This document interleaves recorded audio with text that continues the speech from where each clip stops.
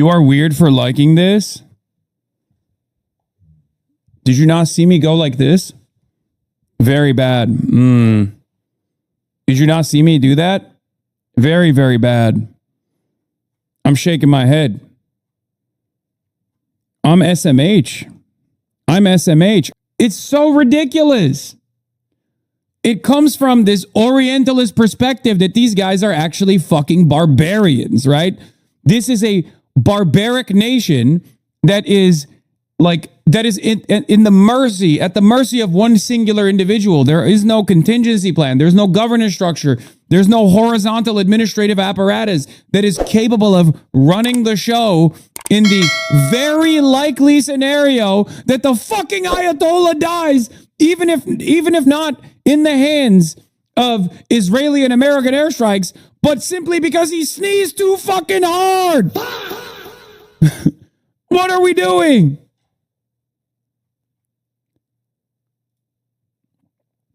Yes, the IDF spokesperson and Emmanuel Fabian also confirms they killed several members of Iran's security leadership, including top defense official Ali Shamkhani and the commander of the Islamic Revolutionary Guard Corps.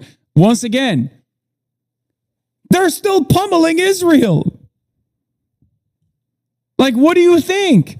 Like, does this not directly defy the expectations that these guys set for what happens? I don't understand it. Like, people literally were like, oh, they're just going to do a fucking decapitation strike. It's over. From that point on, all the Iranians are going to be like, oh, we love being gay. And you know, we're throwing our veils on the streets and, you know, we're waving the flag. It's over. We're Persian now. We're not even Iranian. Like, is that what, if that was what was supposed to happen? It's not happening. It's not happening at all. What happens to the popular, the actual popular base that the Ayatollah has? Like, what happens to the 20% of the population that actually like the guy? You know, there's, let's say 80% of the population doesn't like the guy, 20% likes the guy. That's still a lot of fucking people. You know what I mean? Yeah, if you want to see who's actually celebrating, here you go.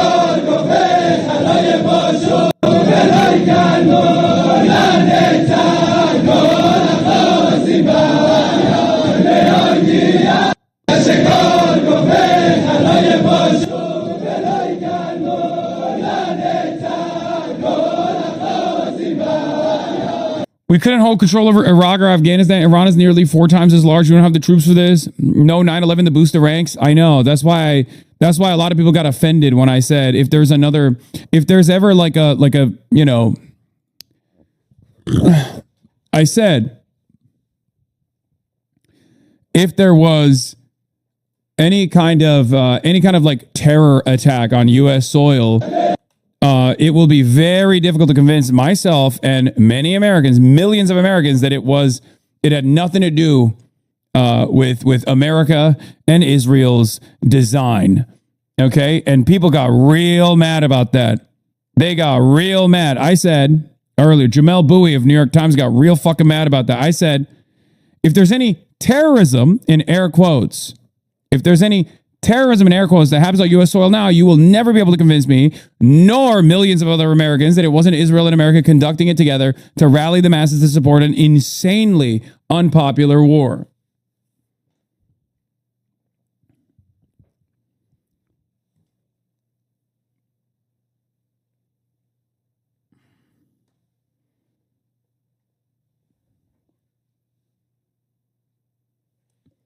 Your take is a filter? In some ways, yes. Kaya from Morale Boost, she's literally living La Vida Loca right now. She's literally living La Vida Loca at the park, having the time of her life, not a care in the world, has no idea what's going on. He deleted that repost, by the way. Everyone blow up on him, lol. Like, this isn't even awesome. 9/11 was an Israeli op shit either, for the record. Like, I'm not even saying that here. I think, like, people want to make it seem like I'm saying that, okay? But I have long maintained the position that America does not have the popular support for another global war on terror, especially in the aftermath of the global war on terror. What kickstarted the increase in the ranks and the reason as to why so many people joined the military, joined the armed forces, was because of 9/11. A lot of people were like, oh, there it is, like fucking 9/11. We got to go punish people. We got to go punish people overseas. We got to do something. It was a vengeance quest, right? A lot of people joined. Ever since then, obviously, the draft has been relying heavily on the poverty draft.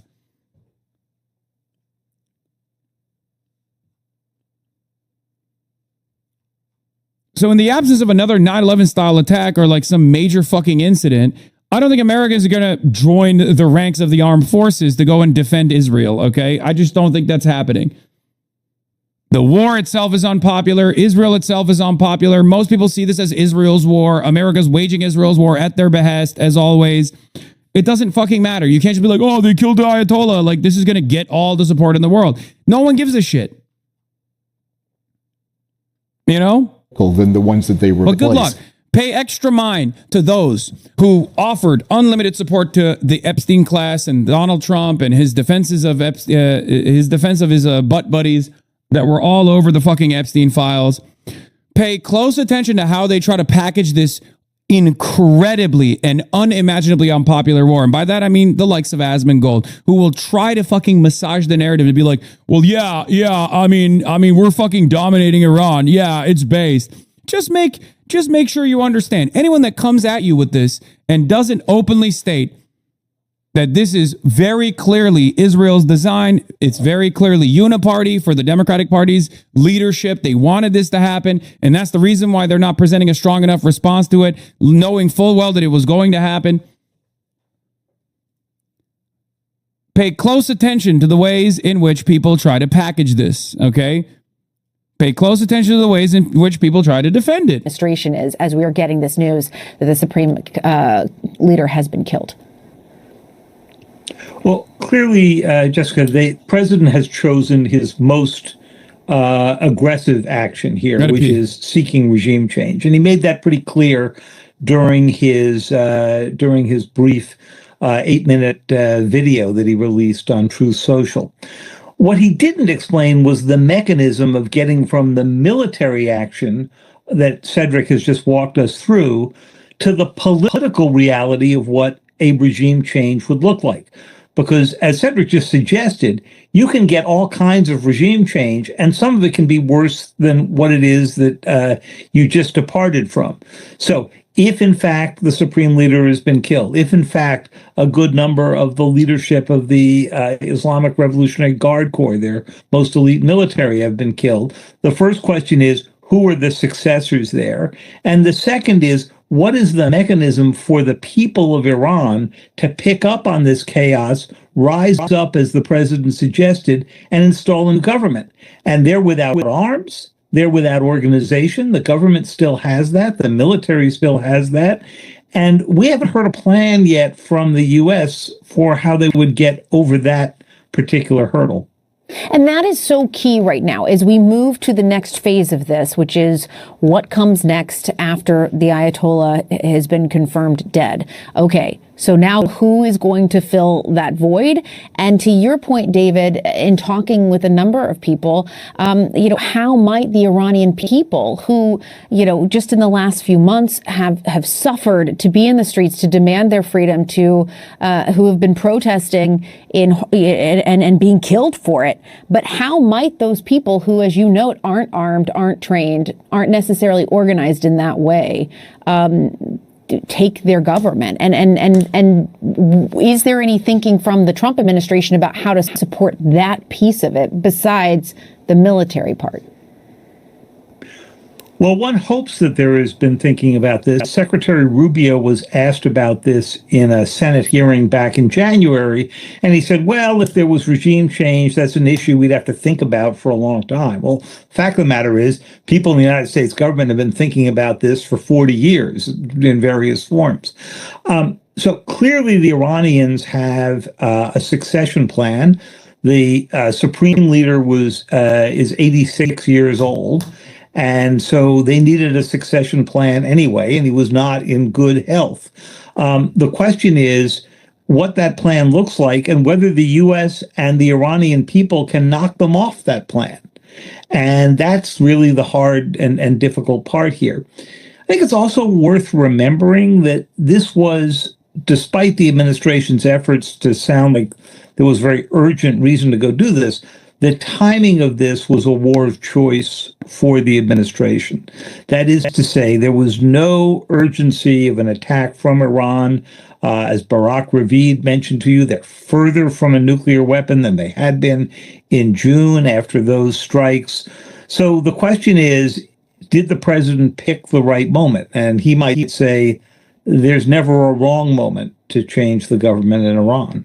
Right, because Kristen Holmes, as you noted, had reported that the White House is saying that they were concerned about these preemptive strikes, in their words, that Iran might be taking, and yet there is reporting, that is counter to that, but they are going to be asked, the administration, why now? That is a question that continues to come up again and again and again, right. Especially as they were in talks. It did come up in a background briefing. It did come up in a background briefing that some administration officials gave, but they didn't provide any evidence of an imminent strike. Yeah, right. Yeah, exactly. But that is their explanation at the time. But of course, as you note, time will tell. The evidence, we will need to see as well. All right, David Sanger, thank you so much. It is great to have you as always. I want to bring in New Jersey Democratic Congressman Josh Gottheimer. He's also a member of the House he's nutting. Committee. I fucking hate Congressman, this. thanks for being here. I hate this fucking piece of shit. Want to get your. I hate this fucking. Dude, how is CNN supposed to be more pro-Israel than this? How is CNN supposed to be more pro-Israel than this? They have fucking Josh Gottheimer on. Are you fucking kidding me? Josh Gottheimer is literally one of the only fucking congresspersons on the Democratic Party side that straight up was like, alongside the other dipshit in fucking Florida, saying, of course we gotta go to war with Iran. How is CNN supposed to be more pro-Israel than this? This is basically Fox News. The attack on Iran, but the fact that Iran has turned around and attacked so many of our allies in the region, right, which is also not to be something that we should take lightly as we look at this, in terms Randy of Fine their attacks. Put Randy Fine on CNN. Just cut to the fucking chase. Cut through the noise. Put Randy Fine on to literally suck Benjamin Netanyahu's cock on television. Just do the pornography. Do us the dignity. We know. We get it. Fuck. Is and has been the government of Iran David Sanger, an existential threat to the United States. We've seen both in terms Barack Ravid. The panel is comprised initially of AIPAC's very own Wolf Blitzer. Then they bring on Barack Ravid. Then they bring on fucking Josh Gottheimer. Where is Alan Dershowitz, I say? Where is Benjamin Netanyahu? Just have Benjamin Netanyahu on. Who strikes on live stream in Tel Aviv? Did they udrub or what? Where is it? Oh, shit.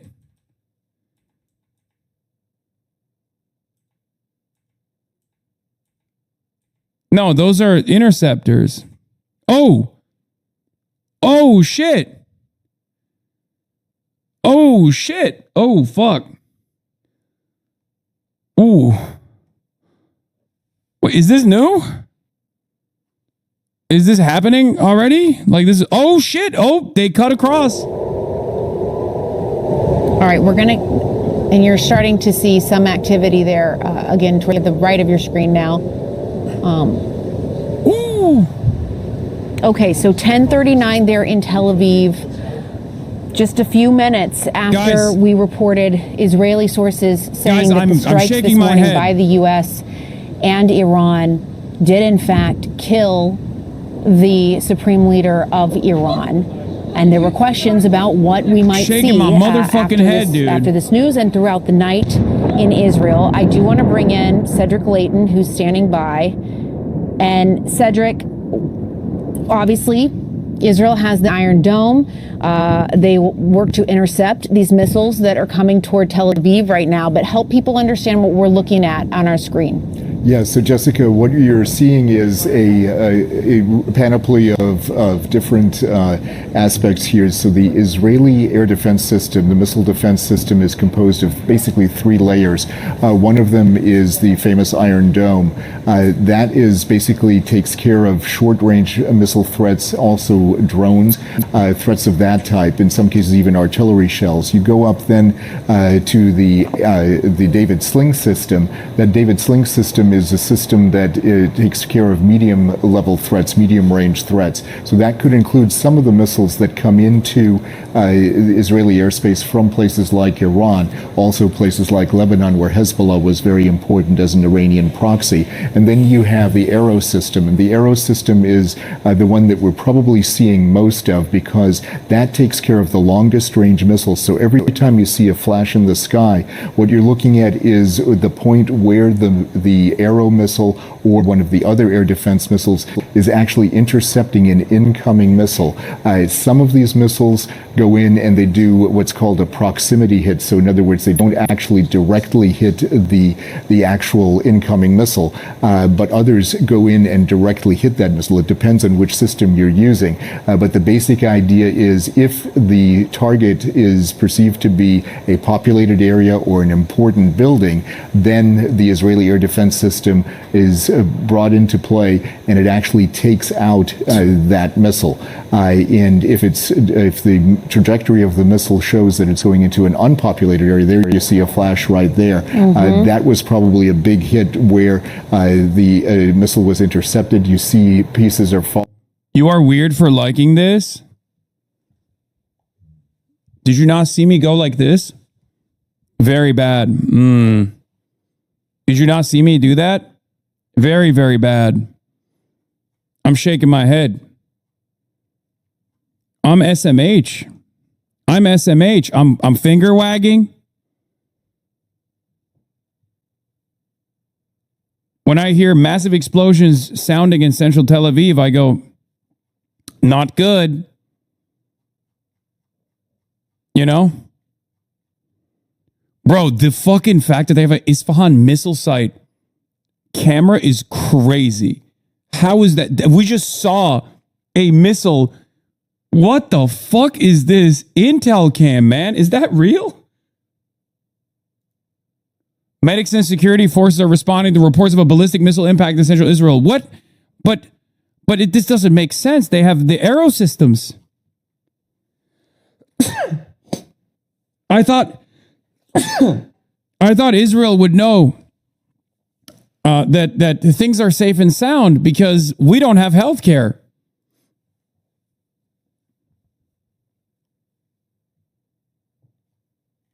Israel go and find out today why we don't have health care. You know, that type of shit.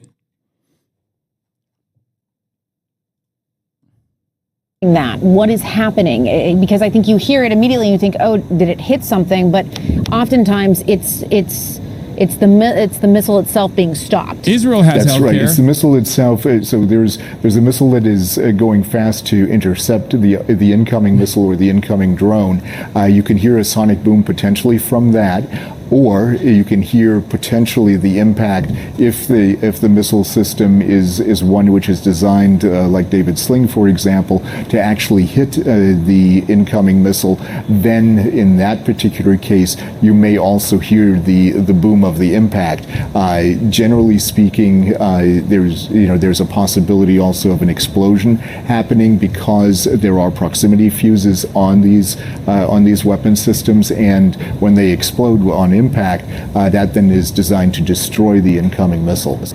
All right, Colonel Layton, I want you to please stand by. I do want to bring in Jim Sciutto, who is watching this live with us as well as we see these strikes in Tel Aviv, the sirens sounding. Jim, what more are you learning? And as you're watching this, what's going through your mind? Well, listen, I've been on the roof of the hotel there in Tel Aviv in the midst of Iranian ballistic missile strikes. Oh, you see that boom in the lower right-hand corner there? That this was last year in response to Israeli attacks on Iran. Iran has the capability to strike Israel. Israel has very formidable air defenses at multiple levels, and I believe that's what you're seeing right now, those flashes off in the distance, most likely intercepts.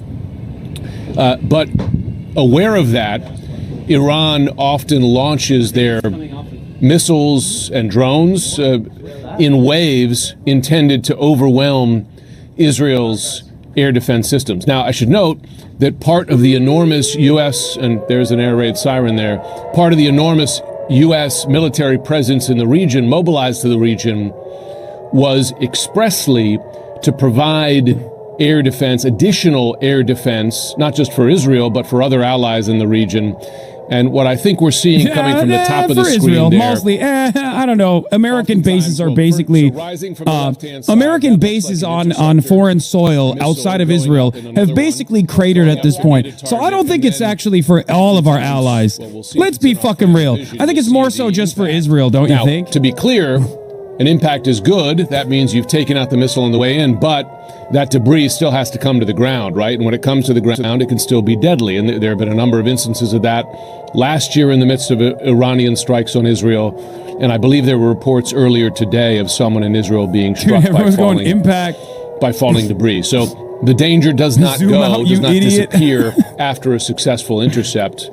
But of course, far better to intercept the missile in the air than allow it to strike its target on the ground. Wait. Again, Israel has enormous... Guys, I feel lied to. I thought, but the Ayatollah's dead. And therefore, Iran was going to wave the white flag and that like they would never retaliate. It was over, right? The regime collapsed shortly thereafter. I'm still seeing videos of impact. I think that's what the calculation now is. Regime. Wait a minute.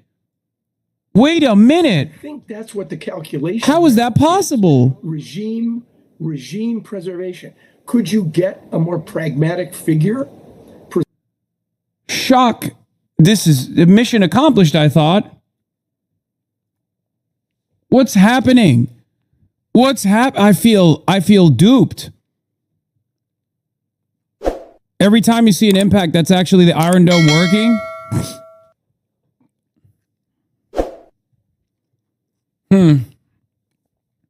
It's just confusing to me is all. I've been told by all of the intelligent, smart, well-educated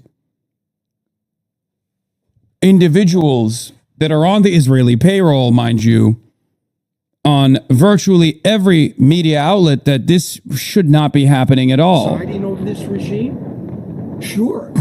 Aaron, I just want to break in for a moment because we're looking at live pictures in the air over Tel Aviv, and obviously, as many people know or maybe don't know, there is an Iron Dome that Israel uses as its missile defense system, and we're seeing it working Ahmed Segal, now, in some places, I'm hearing reports that Ahmed Segal is no longer dancing. It gives me no pleasure to report that Ahmed Segal is no longer dancing.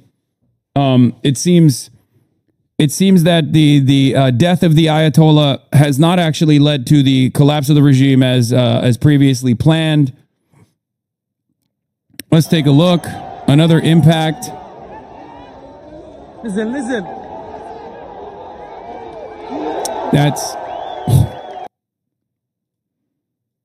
That's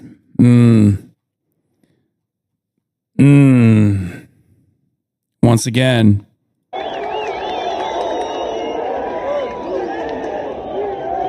This is I just, let's get a better look. I couldn't tell what happened there. Listen.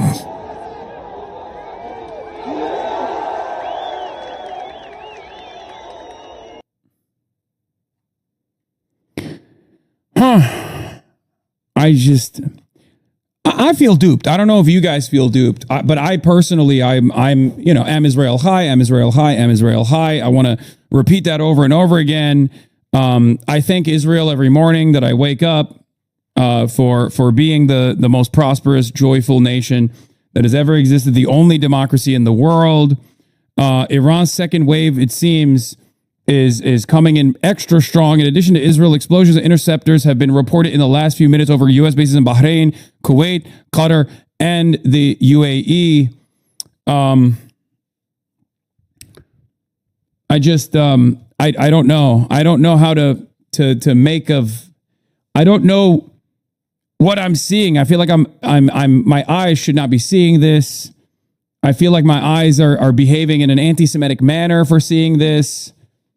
I am going to continue with my reporting from the glorious nation of Israel at the heart of Tel Aviv, tuning in live, telling you, of course, that everything is fine and that the Iranian missiles are actually anti-Semitically targeting Israel, and that Iran is anti-Semitically defending itself, which once again is anti-Semitic. I want to stress that as many times as I possibly can. This is anti-Semitism.